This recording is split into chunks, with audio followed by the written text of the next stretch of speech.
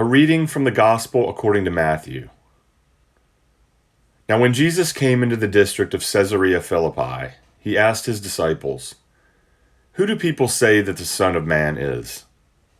And they said, "Some say John the Baptist, but others Elijah, and still others Jeremiah or one of the prophets." He said to them, "But who do you say that I am?" Simon Peter answered, "You are the Messiah, the Son of the living God." And Jesus answered him, "Blessed are you, Simon, son of Jonah, for flesh and blood has not revealed this to you, but my Father in heaven. And I tell you, you are Peter, and on this rock I will build my church, and the gates of Hades will not prevail against it. I will give you the keys of the kingdom of heaven, and whatever you bind on earth will be bound in heaven, and whatever you loose on earth will be loosed in heaven." Then he sternly ordered the disciples not to tell anyone that he was the Messiah. Here ends the reading.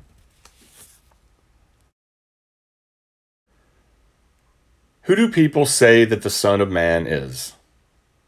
That is the question that Jesus asked the disciples at the beginning of today's gospel reading. And I imagine the sweat forming on their foreheads, and maybe even some nervous twitching as they were put on the spot. I've been there many times throughout my life. For much of my time spent as a student, I was the quiet one in class, engaged, very studious, took great notes, made good grades. But when it came to participating in discussion, sharing a thought, or sadly, even asking a question that I really wanted the answer to, I was content to sit back and let others do the talking. So I especially remember those teachers who would have none of that. Those classrooms where trying to blend into the background was not an option. There was my junior high algebra teacher, whose method of teaching was to have her students work out problems on the chalkboard. Remember chalkboards? There was the dread and nervousness on the way to class. There was the anticipation once class started. Please don't let this be too difficult a problem. There was the walk from my desk at the back of the classroom to the front. There was the feeling of eyes fixed on me and my trembling legs and shaking hands, which I just knew everyone could see and found amusing. Skip ahead to graduate school, to seminary, the first time. Yes, I said first time in seminary. That's a story for another day. Somehow I made it all the way to seminary, still not keen on speaking up in class, which of course made absolutely no difference at all to my theology professor, who was all about the Socratic method. A hand in the air meant nothing. He would call on whomever he wanted to call on. And did I really think that looking down and not making eye contact, ruffling through papers, or flipping through pages of my notebook would keep him from picking me to explain some theological concept that I had no clue how to wrap my own brain around, let alone put it out there for public consumption? It never worked. And on a side note, I talked to that professor last week, and quite frankly, might not even be a priest without his encouragement. Another story for another day. But today I'm thinking about those disciples being called on by Jesus. Who do people say that the Son of Man is? All they had to do, and all they did, was repeat what other people were saying. Well, some say you are John the Baptist, but others say you are Elijah, and still others say Jeremiah or one of the other prophets. But Jesus, the good teacher that he wasn't satisfied with their answers. So he changes the question. And it is a significant change. He changes one word. He inserts the word you and repeats the question. Who do you say that I am? And there it is. The sweat forming, the shakes, the looking away, the beginnings of panic. One little word can make all the difference in the world. Talking about Jesus as an idea is a far cry from trusting your life to Jesus. Believing in the concept of God does not begin to compare with you actually knowing God. It's kind of like the difference between drawing up what looks like a good play and then running that play and executing it well in the game. It's kind of like talking about love and telling someone that you actually love him or her.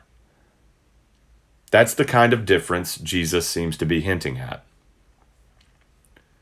Peter was the first to speak up, and without any hesitation, he said, "You are the Messiah, the Son of the living God." Something in those words struck Jesus as completely genuine, full of love and connection. It wasn't like the textbook responses that the other disciples were thinking up, repeating other people's answers. And all Jesus could say in astonishing reply was, "Blessed are you." And then goes on to tell Peter that he is the rock on which the church will be built. But Peter, really? The one constantly missing the point and speaking before he thinks things through. The one who, spoiler alert, in next week's gospel, Jesus will refer to as Satan. The same Peter who, when things get tense, will deny Jesus 3 times. That Peter? He's the one Jesus will give the keys of the kingdom to and build his church upon? Yes.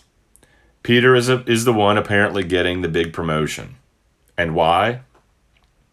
Because Jesus wasn't responding to Peter's strengths and accomplishments as a disciple. He wasn't responding to his report card. He was responding to his testimony. Jesus, you are the Messiah, the Son of the living God. The rock that the church is built on is Peter's testimony. So the question to ask today is, if Jesus should call on you when your hand is not raised and ask you the question, who do you say that I am? Are you ready to answer him? And what is that answer? Who do you say he is? Not a textbook kind of answer or even a restating of the creed kind of answer. Who do you say Jesus is with your life? The decisions you make, the way you spend your money, your time, your energy, your relationships, and your kindness. Who do you really say Jesus is? In seminary, my spiritual director, who, for those of you unfamiliar, is sort of like a spiritual friend or guide, introduced me to the contemplative practice of centering prayer. This prayer practice involves taking about 20 minutes, once or even twice a day, to encounter God in silence.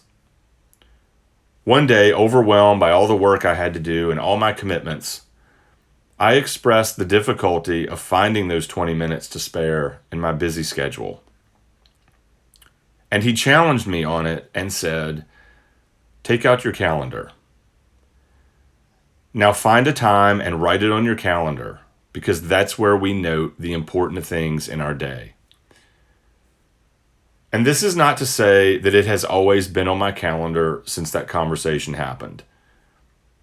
But I need to ask myself, what is on my calendar these days?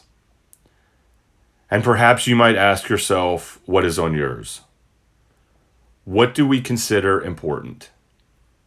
And what does it say about who Jesus is to us? I don't think Jesus asked the disciples then, or asks us now, to confess who we believe he is for his own sake. Rather, I believe it is for our sake, that we might be caught up in the power of his love and life. A love and life that makes our testimony also the rock the church is built on. Are we ready to express that Jesus kind of love rather than just talk about it? Are we ready to give our own testimony with our life and how we live it? But who do you say that I am? Despite our nervousness and sweaty palms and desire to look away, Jesus is waiting for our answer. Amen.